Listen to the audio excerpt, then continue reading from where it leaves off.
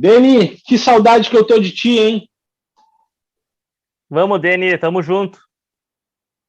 Viu? A gente também é querido. Beijo lindo. Vibradores e vibradoras, começa agora mais um episódio do melhor podcast do mundo, óbvio, o Dibre da Vaca. Dessa vez, catamos, para falar do empate colorado em 2-2 com o Corinthians. Uma boa partida, para mim, um belo jogo de futebol, um tempo de cada equipe, mas sem mais delongas, né? Seja muito bem-vindo, meu querido amigo Rodrigo Cordeiro. Fala, Fernando, beleza? Belezinha. Tamo aí, meu velho, para falar dessa partidaça entre Corinthians e Inter e Corinthians. Posso estar exagerando um pouco? Posso. Mas a nível de Brasil, achei sim uma boa partida. Mas antes do nosso debate, meus queridos amigos, não se esqueçam de se inscrever no nosso canal.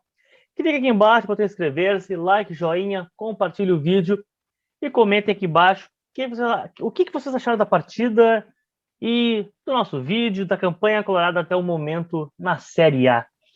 Mas sem mais delongas, meu amigo Rodrigo Cordeiro, o que tu viu desta partida do Inter? Como comentei, né? Primeiro tempo do Inter, segundo tempo do Corinthians, final das contas, 2-2. É contigo, meu querido. Cara, é aquele jogo que tu fica com um gostinho de, porra, dava pra ter ganho, né? Dava. É bem isso, né? Cara, eu acho que foi uma boa partida, acho que foi uma das melhores partidas que eu vi, pelo menos, do Campeonato Brasileiro. Não que eu esteja sendo um acompanhador nato do Brasileirão, né? Mas, cara, eu acho que foi um grande jogo, sendo bem sincero contigo. Foi legal que, pô, acertei, né, a escalação do Colorado ali, o que eu tava Olha falando, aí. comentei. A principal questão ali era se o Alan Patrick ia aguentar uma boa parte do jogo, né, e acho que aguentou e aguentou bem, fez uma boa partida. Pareceu ser esse camisa 10 que o Inter não tem, né? Ele acho que a 10 lhe caiu bem. Acho que, claro, uma primeira impressão, mas acho que ele fez uma boa partida. Falando um pouquinho do jogo, né, Fernando? Foi bem o que tu disseste, foi um primeiro tempo total do Inter. O Inter dominou o jogo de uma forma ampla do início ao fim, né? Criou e perdeu algumas chances logo do início. Ali fez o gol com o. Ah, falhou. O primeiro. Falhou. Mas Primeiro do sabe quando. Inter foi Alan Cara, Patrick, né? Alan Patrick. exato. Foi por isso que eu Pô, falei nele nesse. Mas sabe quando te dá uma sim. bugada? Eu Alan fui aqui, ó, Patrick e dei depois o Wanderson. e depois o Wanderson fez o primeiro gol no Alan Patrick chegando pelo lado esquerdo, né? Que o Inter já tinha conseguido chegar umas duas vezes. Acho que hoje foi um jogo interessante nesse sentido, porque o Inter dosou bem os lados do campo, né? O Inter está atacando muito Sim. pelo lado direito, ele empurra muito com o Bustos, né? Pelo lado direito ali, e o René acaba aparecendo pouco. E hoje já não, hoje eu achei um Inter mais equilibrado nesse aspecto, né? Jogando pelos dois lados. Pena que fez o gol com o Alan Patrick e logo em seguida tomou o gol o golzinho do Corinthians ali, que foi um bate-rebate, pareceu estar impedido, mas não estava, pareceu que o Daniel tinha defendido, mas não tinha, e o Corinthians Foi muito empatou. estranho. Foi muito estranho, foi um golzinho muito estranho, mas teve força para, em seguida também, um pouquinho antes de encerrar o primeiro tempo, conseguir um gol com o Wanderson ali também, um Sim. bom cruzamento, uma cabeçada do Alan Patrick, defesa do Cássio, que bateu roupa para frente ali, né? E ali é perigoso. E o Aí é Wanderson fatal. chegou. Cara, ali tu vê que o cara sabe o que ele tá fazendo, porque ele bate pro alto. É. 99% dos jogadores vão bater reto e o Cássio ia defender aquela bola. E ele não, ele viu que o goleiro estava montado nele e bateu pro alto. E, cara, eu quero fazer só um. Fala, Fernando. Vou até te dizer que a maioria não bateria nem reto. A maioria ia fechar os olhos e chutar de qualquer jeito. Mas ele não, foi consciente, não, tem que Foi bater alto, consciente. senão o zagueiro pode tirar, o goleiro defender. Foi muito consciente. E, cara, eu quero te dizer que, para mim, acho que ainda está pouco. A gente pode falar um pouco de questão de tempo e tudo mais, mas para mim, a entrada do Wanderson fez o Inter mudar de patamar, fez o Inter cara, ter um jogador de qualidade com a bola nos pés, de drible, velocidade, e é um cara consciente. Ele faz tudo isso sabendo o que ele está fazendo. Ele vai na direção do gol, ele não tenta firula, ele não tenta inventar nada. Sim. Ele é um jogador objetivo e ele tem essa gana pelo gol. Eu achei hoje ele muito bem, né? Até sair ali no segundo tempo, tu vê que estava cansado, tanto ele como o David, mas tu via que tu percebe que é um jogador que tem muito futebol. E olha, pode parecer cedo, mas eu, se fosse o Inter, já começaria a correr atrás de algum investidor, alguém para tentar buscar esse jogador em definitivo no final do empréstimo dele. E, cara, segundo tempo, assim, ó, era a tragédia anunciada, né? Porque tu via que o Inter estava completamente desencaixado, descompacto, assim, né? E tinha sentido os 45 minutos iniciais, porque o Inter foi muito intenso, o Inter foi muito objetivo, assim, né? Ele se segurou, mas saiu com muita velocidade nos contra-ataques, teve bastante ambição de gol e chegou muitas vezes no gol. Então, nesse sentido, tu via nitidamente que os jogadores estavam cansados. E mais ainda na figura dos atacantes, que eram quem estavam em determinados momentos, tu via tanto o Wanderson como o David ali auxiliando o lateral, né? E correndo 40, 50, 60 metros em contra-ataques. E aí o Inter morreu em campo. Tu via nitidamente que o Inter estava cansado. E aí eu acho que o Mano, ele não demorou um pouquinho, né? Porque até o Corinthians fez o gol, em seguida ele fez as trocas. Ele já tinha alinhado as trocas quando o Corinthians faz o gol, melhor dizendo, né? Mas tu via que ali era o grande problema do Inter. O que eu tentaria fazer de diferente, eu tentaria ter deixado um dos dois. Ou o David ou o Wanderson. Por pelo menos mais uns 5, 8 minutos ali, porque logo depois das trocas tu via que o Inter perdeu muito ímpeto, por mais que o Pedro Henrique tenha entrado bem, com velocidade, tentando algumas jogadas, mas o alemão já entrou um pouco mais aquém, né? O próprio Maurício também entrou, o ano todo ele jogou mais pelo lado direito, ele já entrou no lado esquerdo, meio sem entender muito a movimentação, a dinâmica, né? E aí o Inter saiu de um 4-4-2 para um 4-3-3, onde a marcação não estava encaixada, o Corinthians tinha muito espaço da zona central até próximo à área do Inter para conduzir a bola com tranquilidade. O Inter não conseguia combater, o Inter não conseguia roubar a bola, retomar a bola, a não ser sendo com falta, e aí foi gol anulado e o Corinthians crescendo principalmente na bola aérea, né? E aí na situação do decide que eu decido, os dois zagueiros saíram ali no jogador do Corinthians, eu acho que foi o Natel ali que fez o passe, não me lembro, não, o Duqueiroz meteu uma bola por cima, o Jô driblou o Daniel e bateu e fez o gol. E, cara, eu só queria trazer mais um destaque, que é um jogador que, para mim, eu particularmente não conhecia, tá? Que é o Depena, e eu acho que ele está fazendo jogos dignos, entendeu? Ele não é o grande destaque, mas ele é aquele jogador, um estilo Juliano, que é sempre um média 6, 7. Ele nunca te entrega um 4, ele também talvez uma vez que outra vai te entregar um 8, um 9, mas é um jogador muito regular e que também eu acho que fez esse Inter subir um pouco de patamar.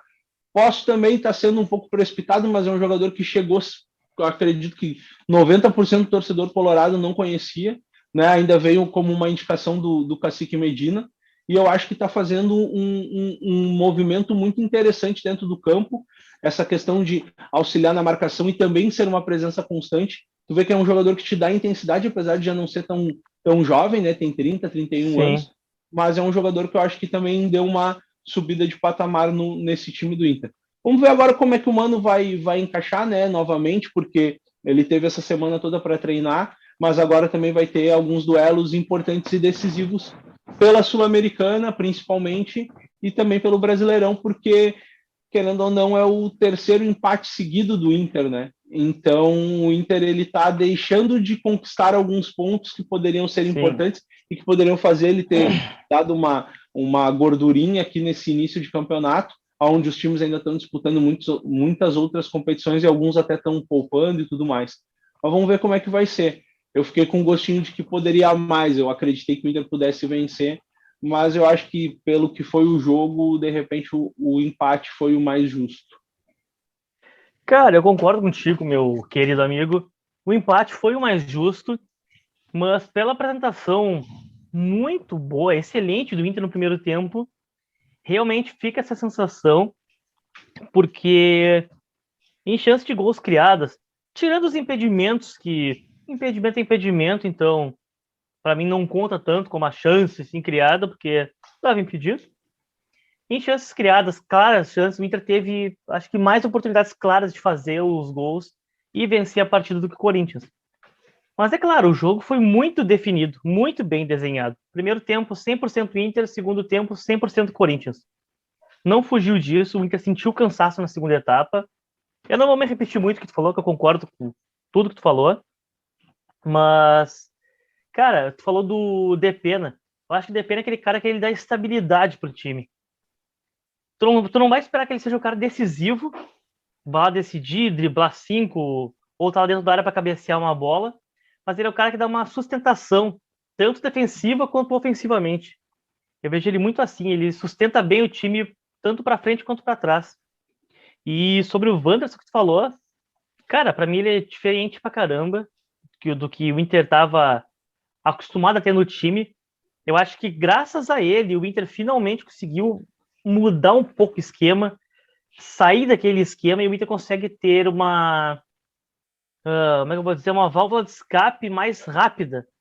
Que o Inter sempre foi um time reativo, mas de um tempo para cá, uns anos para cá, por exemplo, tinha uma transição muito lenta, muito arrastada com o Edenilson, com o Patrick, com o Maurício.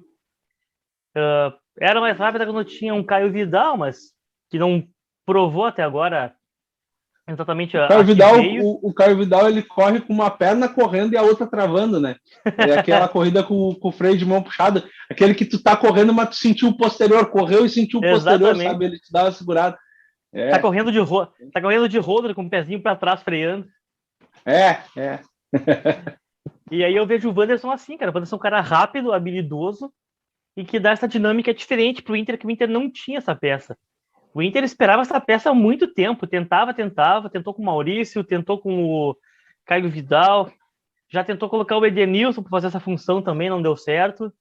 Tentou com o Palácios, que veio com o Palácios, exatamente. do Chile lá para ser essa peça, né? Sim, exatamente. Tentou com o Edenilson, mas o Edenilson é um cara que joga um pouco mais para trás, né, numa zona um pouco mais atrasado do campo, digamos assim. Então o cara encaixou perfeito. Era a peça que faltava para o Inter. E tá dando muito certo para mim. O cara tem tudo para ajudar muito mais o Inter, né? Tristemente, né? Como o Grêmio está falando, é triste ver que o Inter acertou nessa contratação. E eu ainda acho que, até parafraseando o amigo mesmo de alguns episódios atrás, o Pedro Henrique acho que ainda vai conquistar essa vaga na equipe titular. Hoje até não achei que ele tenha entrado tão bem assim, não apareceu muito, mas ele me parece um cara, não vou dizer melhor, mas é um cara mais participativo, que tem mais chegada, acho que mais faro do que o David. Para mim, o David é um bom jogador e tudo mais, só que o patrão pode perder aquela bola que ele perdeu. Tá jogando contra o líder do campeonato, dentro de casa, tu não pode, cara, na frente do goleiro deixar a bola escapar. Ah, mas tem isso, tem aquilo. Não existe, cara. Sabe, não existe desculpa. Foi falha técnica, acontece, faz parte, não vou crucificar o cara, só que tu não pode. É a oportunidade aquela que tu não pode desperdiçar. Domina Poderia estufa ser a rede, né? exatamente, o Inter podia virar o primeiro tempo com 3-1, digamos assim. Ou ter feito 2-0 antes de sofrer um empate. Então, sabe, aí fica naquela. Acho ele um bom reserva o David, mas acho que o Pedro Henrique ainda tem tendência. Tá, talvez não tô dizendo que nada dele, assim, eu tô até comparando, mas o Pedro Henrique joga mais pelo lado até, né? O David tá jogando mais à frente, mas o que eu quero dizer assim, é que o Pedro Henrique vai, talvez, ser titular, não exatamente na vaga do David, mas acho que essa composição do Inter, o Mano, não me parece que ainda esteja. Ó, até me enrolei. Não me parece que o Mano já esteja satisfeito. Acho que o Mano ainda tá tentando encontrar a melhor formatação pro Inter na frente. Acho que Ele o tá Wanderson, testando, né? sim, tá testando. Ele O tá Wanderson testando. firmou. O Wanderson tá firmado e eu vejo o Depena firmado, porque o Depena tá todo jogo ali. Mas talvez o Depena ainda ter uma mudança, mas uma parte mais da meia ali, ou os dois atacantes, coisa assim, acho que ainda o Mano tá vendo alguma coisa, não tá fechada essa formação ofensiva do Inter. Tu sabe que eu acho que com essa ideia desse 4-4-2 que o Mano começou o jogo de hoje, com o Dourado e o Edenilson ali como os pilares de sustentação defensiva e ofensivamente do Inter ali, eu vejo que para o Tyson entrar nessa equipe, ou ele tem que entrar na vaga do David para ser um dos jogadores de início de marcação, porque ele não Concordo. tem poder de recompor, ou senão ele vai acabar optando por daqui um pouco ou o Depena ou o Pedro Henrique, né, para fazer uma mexida nesse aspecto, porque é bem o que tu falou, o Dourado tá definido como o primeiro volante, o Edenilson é o jogador que sai pela direita, e o Alan Patrick, se for o meia centralizado, o Inter vai precisar ter um jogador pelo lado esquerdo. O Alan Patrick até de repente consegue desempenhar esse jogo, mas o Alan Patrick mais o Tyson, mais dois atacantes, o Inter fica muito refém. E hoje, por exemplo, com um time que tem uma troca de passes muito rápidas, como é o time do Corinthians, e jogadores de qualidade, né? Cara, o Inter sofreu bastante, principalmente na transição do Corinthians. O Inter muitas vezes tinha momentos em que não tinha ninguém no miolo da área. Por quê? Porque o Dourado já tinha sido envolvido lá na frente tentando roubar a bola, e o Corinthians chegava a correr às vezes 30, 40 metros sem ninguém. A sorte do Inter é que o Corinthians não é um time que tenha velocidade, né? Senão Exato. poderia ter sofrido muito mais. Mas daqui a pouco tu pega um Palmeiras, pega um Flamengo, pega um Atlético Mineiro, que são times extremamente velozes, cara, tu vai sofrer demais. Então eu acho que o Concordo Mano ainda totalmente. está pensando como é que ele vai encaixar essas peças e daqui a pouco como é que ele vai encaixar o Tyson nesse time, como é que ele vai encaixar o Pedro Henrique nesse time, que também eu concordo contigo, para mim ele é mais jogador do que o David, mas daqui a um pouco na formatação o Pedro Henrique ele só pode jogar na mesma do Depena, entendeu? Só que aí pelo Sim. lado direito, e ali é o Edenilson o dono da posição. E É bem aí isso. tu Isso aí. começa. Ou se não, daqui a um pouco ele pode jogar na do Alan Patrick, né? Também. E aí recua um pouquinho mais o Alan Patrick, que diz que no Shakhtar ele fazia uma função como se fosse um camisa 11, né? Não o 10 clássico, mas o Isso. camisa 8, vamos dizer assim, o cara que acompanha ele ali, né? Vamos ver, vamos ver. Opções tem. Que bom. Claro. Opções que ele tá tendo. É, Vamos ver como é que vão montar esse quebra-cabeça aí. sim. Não, e esse debate que a gente está tendo, só para já encerrar essa parte do nosso debate, é que o Inter tem elenco, né, cara? Finalmente o Inter está com elenco, o Inter tem peças. É. Ah, pode não ser todas do mesmo nível, só que, pô, melhorou muito, né, cara? Olha o time do Gauchão, que foi eliminado pelo Grêmio, e olha o time de agora. É outro time, é um time muito melhor.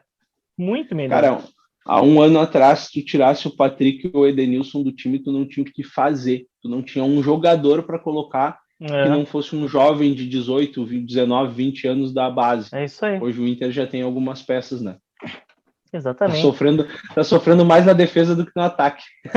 Pois então. Mas, meu velho, agora, para encerrarmos nosso debate, né? Falar sobre um episódio triste, lamentável desse jogo, né? Uma. Acho que na segunda metade do segundo tempo, né? Deu um enrosco ali, uma briga entre o Edenilson e o Rafael Ramos, lateral direito do Corinthians, onde no primeiro momento todo mundo ficou perdido, o que está acontecendo, por que a discussão e tal. E aí, o que deu para ficar sabendo, né, foi o René, lateral esquerdo do Inter, comentando com o técnico do Corinthians, né, o Vitor Pereira, que o Rafael Ramos teria chamado o Edenilson de macaco, né? Um ato racista, teria sido cometido crime de racismo, né, com o Edenilson, e aí fechou o rolo, deu toda a briga, a discussão, e aquela coisa, né?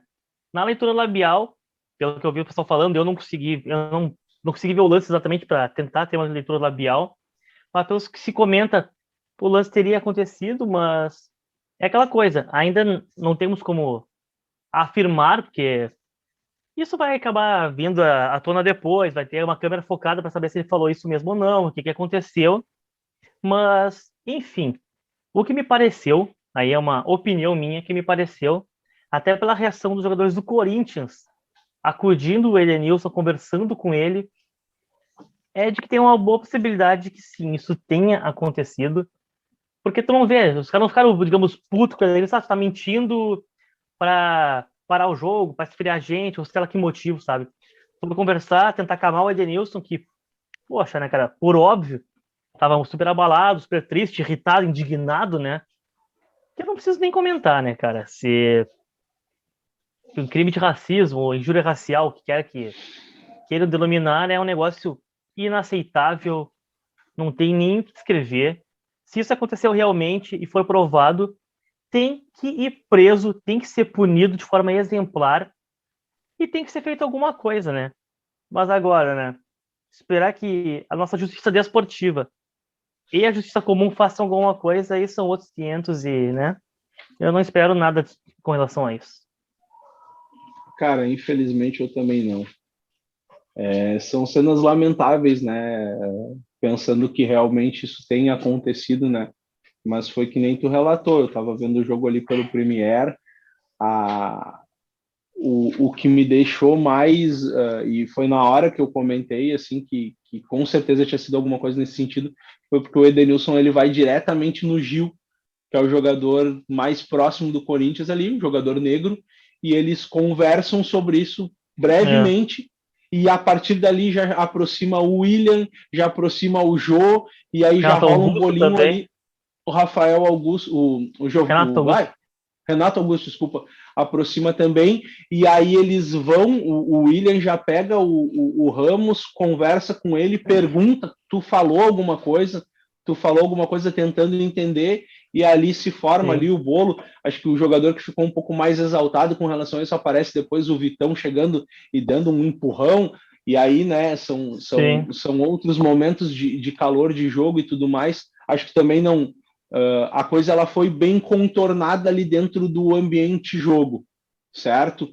Mas, cara, se isso aconteceu, exige uma punição severa para o jogador, com certeza. Como tu falou, é um motivo de cadeia, né? E Claro. que seja feita a lei, né? Nesse aspecto.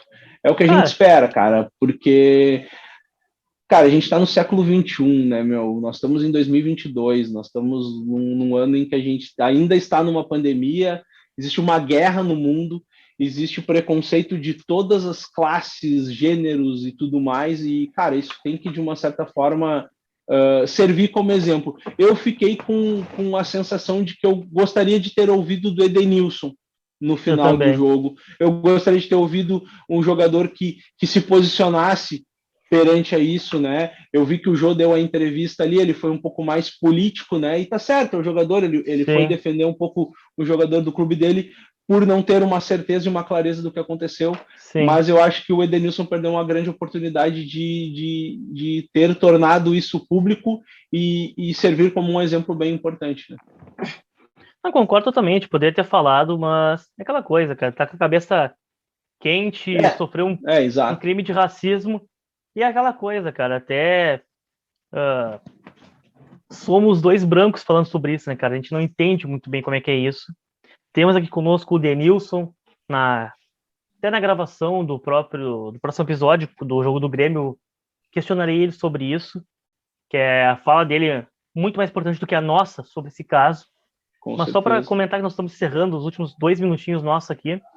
Cara, é lamentável, tem que ser investigado, apurado o quanto antes. Se aconteceu realmente, como para mim parece que sim aconteceu, o Edenilson não ia sair da casinha daquele jeito, ficar possesso daquele jeito por nada, não é do perfil dele. O Inter precisando ganhar, sabe? Não faz sentido. Então, não tem como provar, mas por todas essas circunstâncias, eu creio que tenha boa chance de realmente ter acontecido. E se provando, tem que ser preso, banido do futebol e tudo mais que for possível acontecer, cara. Não podemos admitir.